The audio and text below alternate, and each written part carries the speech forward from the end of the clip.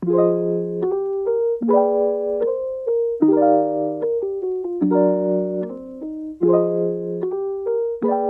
guys, girls, welcome back to the City Golf Build. Today we're gonna try to fix what we messed up, and that is the engine bay respray. So I've had a lot of time to think, research, consulting people, and there's quite a few factors that could have played a role in the paint doing what it did. Number one would be the gun, the breather on the could have been blocked. Number two could have been the wind. Number three could have been paint mixture. So I'm in this episode I will be covering all those bases as to what could have messed up my paint job. And taking my time and doing things correctly. We are in the garage as you can see, and that will be just the safer and the easier way. Not an ideal way because everything gets filled with overspray when I paint in this garage. Like it's overwhelming at times because then you need to go through and wipe everything down. And it's just a lot. But I would prefer everything sprayed with overspray than sanding and wasting more paint and time. We are behind on this project. So yeah, today we will be this is what we will be doing. I've cleaned the garage, I've moved the motor outside, everything that I don't full of overspray, I've moved, I've vacuumed, I've swept, I've wiped down, like I've done the legwork in the garage. So now I need to blow off the engine bay with compressed air. I need to wipe it with pre-clean, and then I need to start mixing my paint. Let's hope that it works out in our favor. Please keep your fingers crossed. I really want to get it right this time, and I don't feel like sanding and going over it again. I'm gonna mix a little bit of paint as a tester, and then I'm gonna paint that little bit of paint as a dust coat everywhere. Just like lightly open up the fan of the gun, just make sure everything paint touches and that the paint is coming out the gun correctly. But yeah, stay tuned. Let's fix what we broke.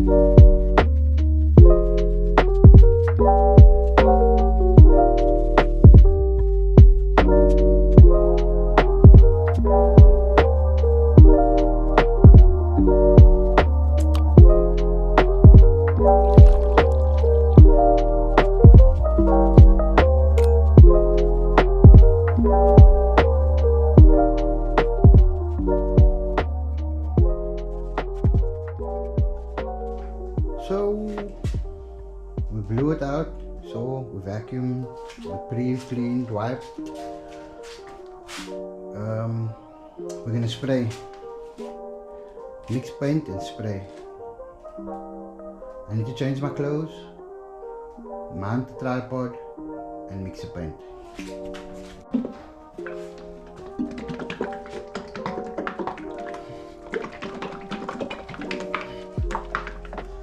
So this is the 2K that I'm going with, black. Let's see the color.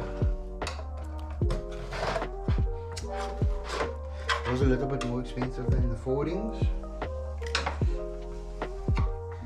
but it looks the same.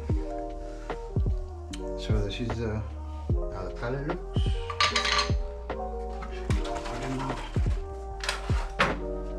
Mixing ratio is the same, 2:1. So if you have your mixing cup, we'll see here it says 2:1. So we're gonna go with a little bit for the dusting coat, which we're gonna use number 1. So you mix the paint all there, then your hardener, and then your 10 to 20%. While here is only 15%. 15% thinners, and obviously 2K thinners because you're using 2K paint.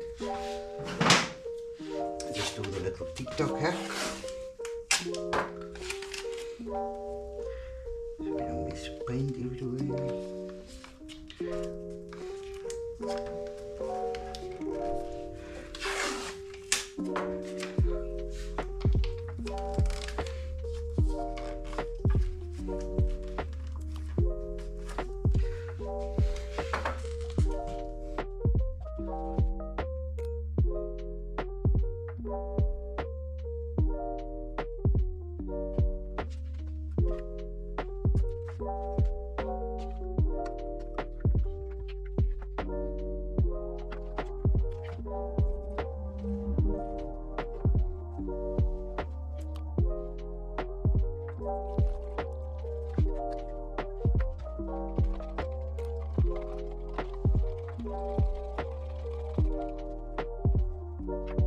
like I said guys, this coat is literally just going to be a dusting coat.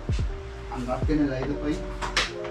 I just want to make sure the gun is working 100%, and I need to do a dusting coat anyway. So yeah, fingers crossed. See you as well. Keep your fingers crossed for me. Let's do this.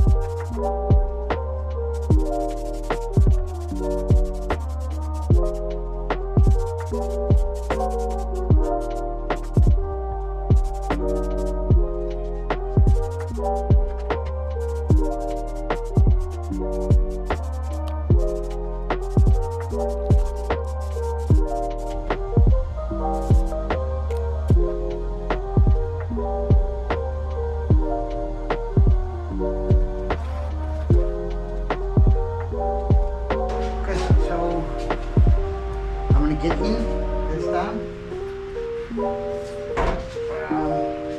because this coat is going to be thick layer of coat. It's going to be, I call it a wet coat, so I'm going to give it 3 coats: dusting coat, wet coat, and then final coat. Yeah, so let's do this.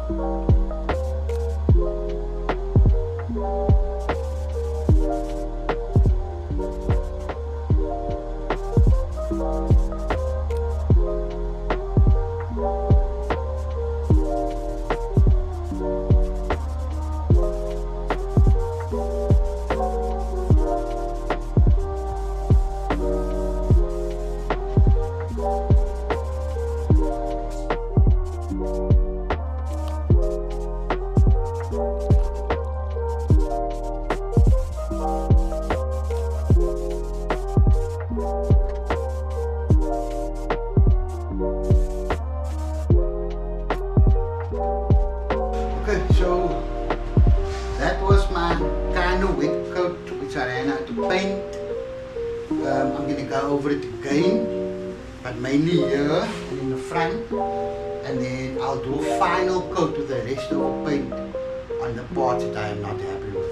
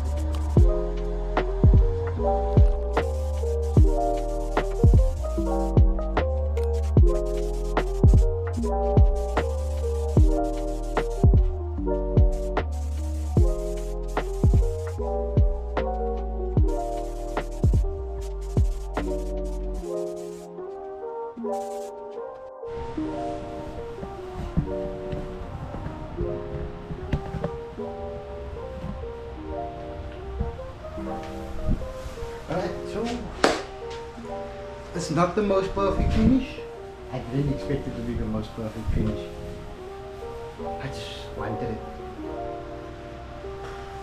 Okay, this is the first time I'm actually truly painting a panel. I'm sure I said that already.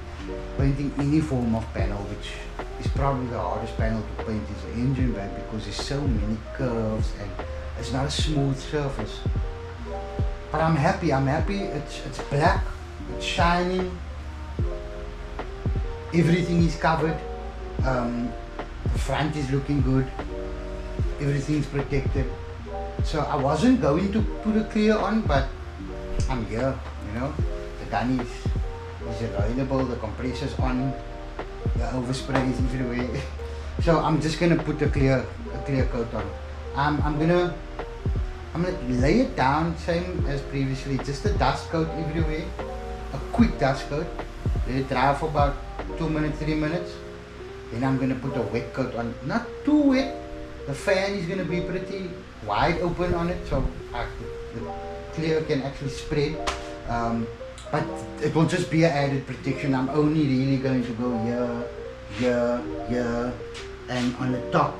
I'll maybe add some in the front if there's paint left, and some over here if there's paint left, but that's really all it's going to be, just a protection. I think I only mixed like maybe 200-300 mils of clear. The clear that I'm using is a 4-ring clear, so it is a 4 rings 2K clear. Mixing ratio is 2 to 1, and then the sticker that says 5% 2K clear.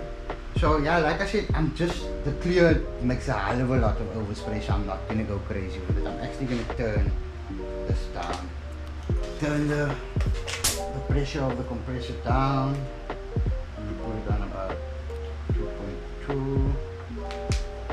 Just to match. 2. Yeah. So it will spray it about. Fan. That's perfect.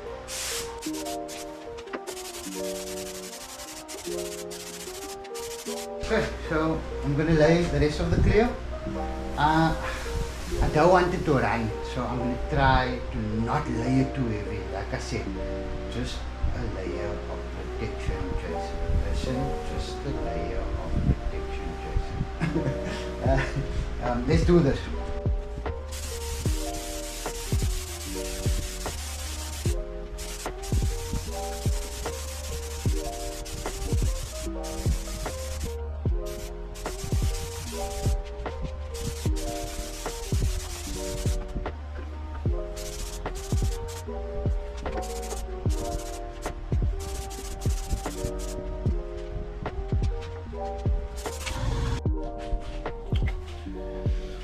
Woo! Yes, the light always. So guys, we have the paint laid down, and we get a closer look.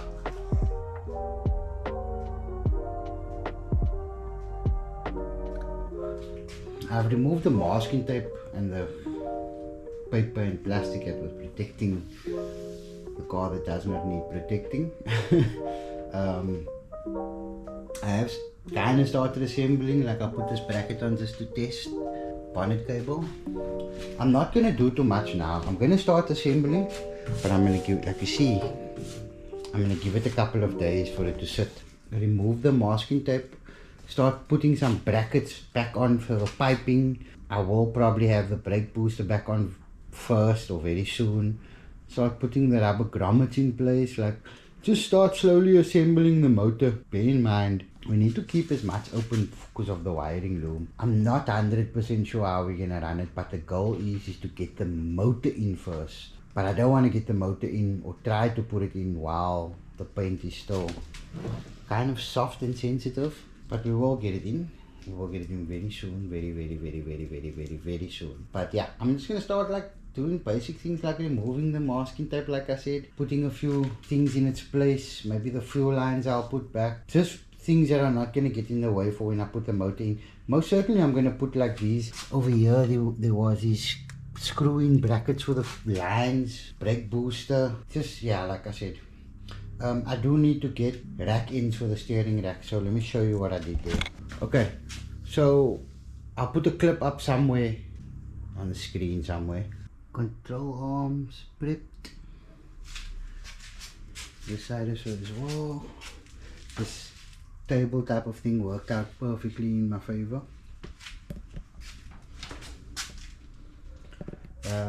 Drive shafts ready. That one ready. I just need to give everything a wipe down with pre-clean, so there's no oils or anything on it.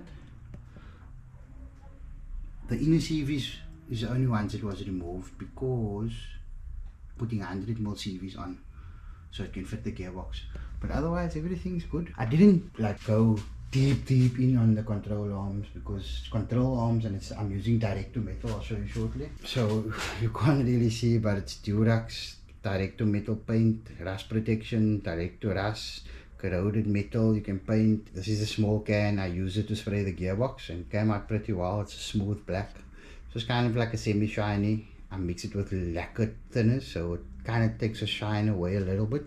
I don't want it too shiny. Going for like a powder coat look, but not paying the powder coat price. I think this is like 100 rand, a small one like this. And there's still half left in here, and I've sprayed the entire gearbox with 3 coats. It's a 250 more. So I'm gonna get on to spraying the things now. I'm not gonna record it, I'll show you guys after. A few attempts later. I have painted the control arms, as you could see in the clip before this. These are the control arms. They are painted. The bushing, the poly bushing from on the rubber is on with great difficulty. That's the steering rack bushing. I'm not going to go poly because these are still in pretty good condition. That's that side. I just painted it with a direct to metal as I showed you in the previous clip. And then over here, I think under here, yeah. So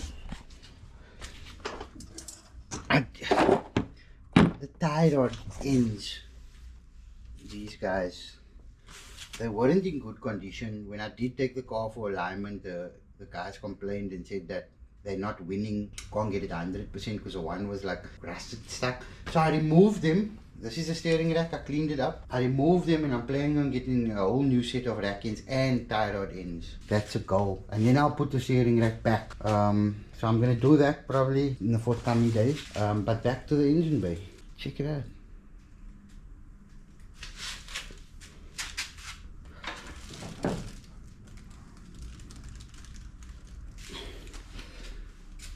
So I'm extremely happy with the job. I think a more professional finish would have been better, but that's not the goal.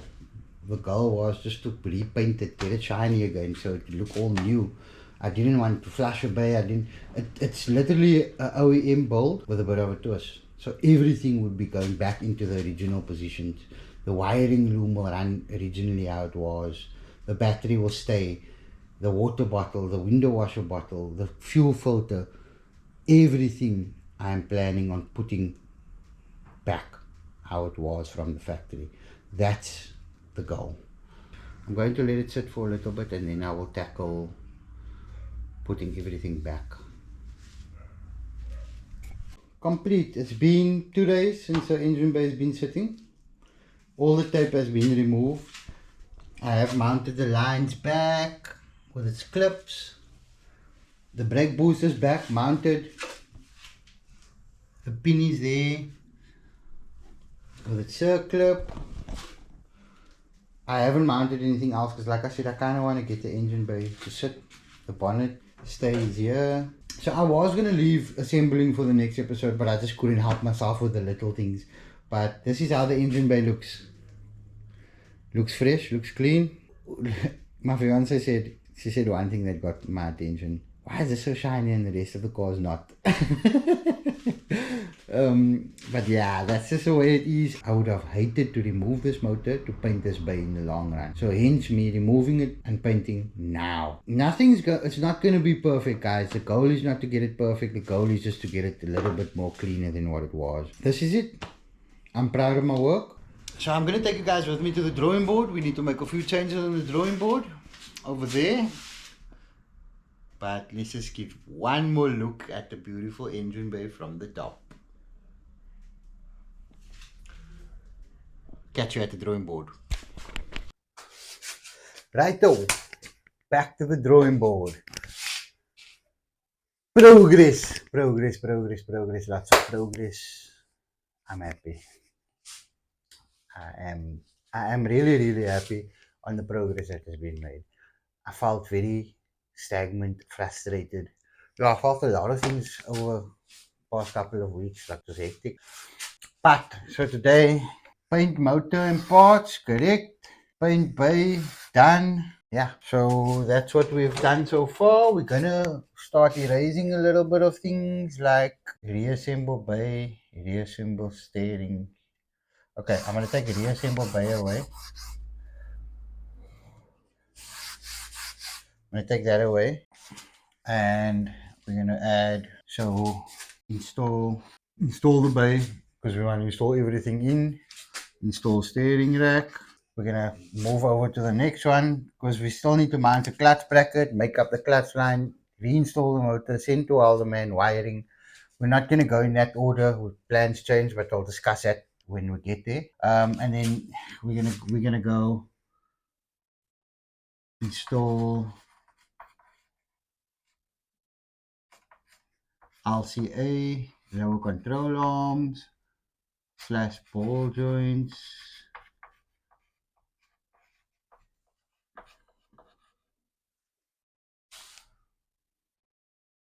Yeah. Install shocks, plus there's a surprise. I'm not gonna put that there. Install steering rack. We got that. We got new track ends, new tie rod ends. What else do we need to do? Reinstall. We're gonna lay the engine loom. Not the engine loom. We're gonna lay the body loom into the engine bay again, just so we know where everything is. That needs to be done.